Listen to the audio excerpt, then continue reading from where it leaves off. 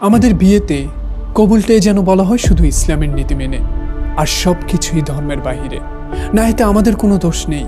বর কনে তারা তো তখন পুতুলের মতো। আপনাদের আত্মমর্যাদা, অর্থ, ক্ষমতা, স্বর্ণালঙ্কার কত আয়োজন, এসব করতে করতে একটা ছেলে ক্লান্ত। তার বয়স তখন 30-35। আমার দেখা কোনো মেয়েকে আমি দেখি নাই তার এত চাহিদা। সব বাপদাদাদের আয়োজন, আত্মমর্যাদা, সামাজিক মর্যাদা।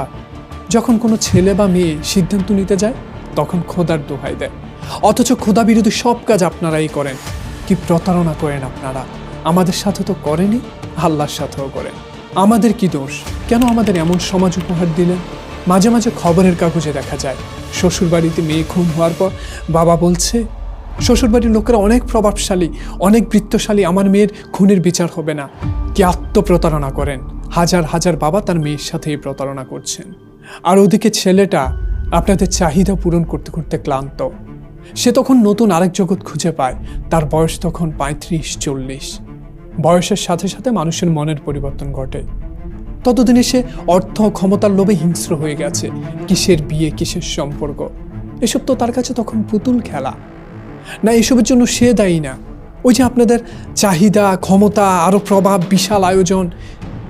এখন অন্তত বুঝতে পারছেন কেন সম্পর্ক টিকে না। ধর্মের কথা বলবেন আর